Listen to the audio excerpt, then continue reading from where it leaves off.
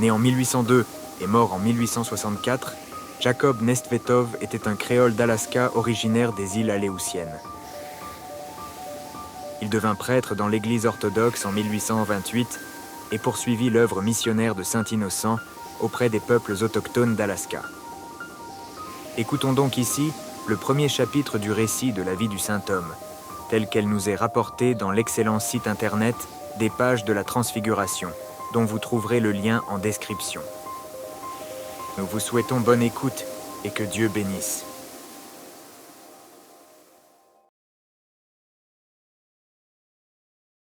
Jacob Nestvetov naquit sur l'île Atka, en Alaska. Son père, Igor Vassilievitch Nestvetov, était un Russe natif de Tobolsk. Sa mère, Marie Alexeyevna, était une Aléoute de l'île d'Atka. Ils eurent 4 enfants. Jacob, l'aîné, suivi par Osip, Hélène et Antoine. Igor et Maria se dévouèrent pour leurs enfants et s'efforcèrent de leur procurer une bonne éducation, malgré de faibles moyens matériels.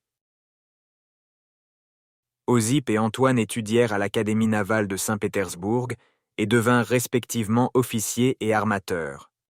Leur sœur Hélène se maria avec un employé de la Compagnie russe d'Amérique. En 1823, la famille déménagea à Irkoutsk en Sibérie. Jacob s'inscrivit au séminaire théologique de cette ville. Le 1er octobre 1825, il fut tonsuré sous-diacre. Il se maria avec Anna Simeonovna, une Russe née en Sibérie. En 1826, il obtint le certificat du séminaire en histoire et théologie. Il fut ordonné diacre le 31 octobre 1826 pour servir en l'église de la Sainte Trinité et Saint-Pierre à Irkoutsk. 2 ans plus tard, le 4 mars 1828, l'archevêque Michel l'ordonna prêtre.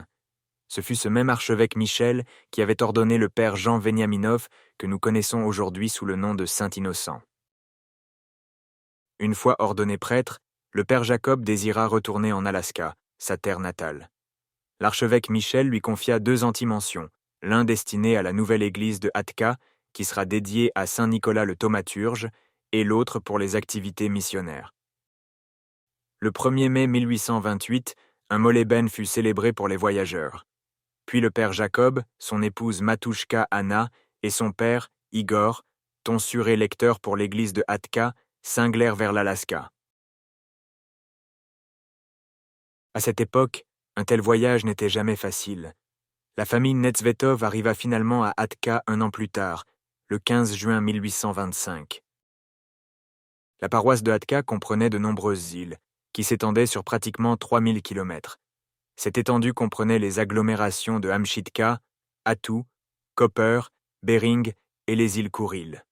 Le père Jacob visita régulièrement les îles, donnant les sacrements et l'Eucharistie aux croyants, dispensant des soins médicaux et servant d'intermédiaire entre les Aléoutes et l'administration de la Compagnie russe d'Amérique, avec laquelle les relations étaient parfois difficiles. La plupart des insulaires avaient été auparavant instruits des bases de la foi et baptisés par des missionnaires orthodoxes laïcs venant de Sibérie. Il revenait au père Jacob de les chrismer ainsi que de continuer leur éducation chrétienne en les confessant et en leur donnant la communion au saint mystère. Citons à ce propos un extrait du journal de père Jacob. Je me rendis au cimetière et chantai la panichide pour tous ceux qui étaient décédés depuis mon dernier passage. Je passai le reste de mon temps à célébrer 8 mariages. Après ces célébrations, j'instruisis les nouveaux époux sur la signification du mariage et les devoirs respectifs de l'homme et de la femme. C'est ainsi que se terminèrent mes activités en cet endroit. Lorsque le père Jacob arriva à Atka, l'église de Saint-Nicolas n'avait pas encore été construite. De ses propres mains, le père Jacob établit une tente en laquelle il célébra les offices. Pour le père Jacob, les offices de l'église suscitaient la vie pour les fidèles et la vie pour lui-même. C'est dans le culte divin qu'il trouvait à la fois la force et la joie. Ultérieurement, le père Jacob transportera cette tente tout au long de ses voyages missionnaires.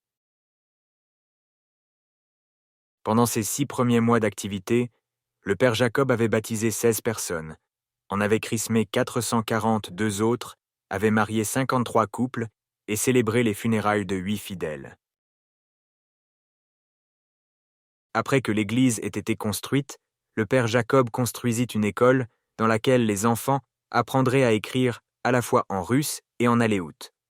Au début, la Compagnie russe d'Amérique fournit de l'aide, tandis que les écoliers apportaient ce qui manquait. Cela continua jusqu'en 1841, lorsque l'ensemble fut réorganisé en une école de paroisse. Dès lors, les liens avec la Compagnie prirent fin. Le père Jacob fut un talentueux éducateur et un remarquable traducteur. Ses élèves devinrent d'excellents lecteurs en langue aléoute, une fois devenus adultes.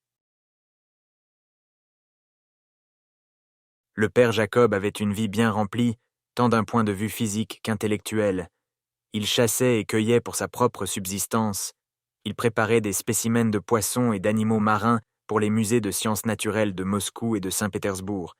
Il correspondait avec Saint Innocent à propos de problèmes linguistiques et de questions de traduction.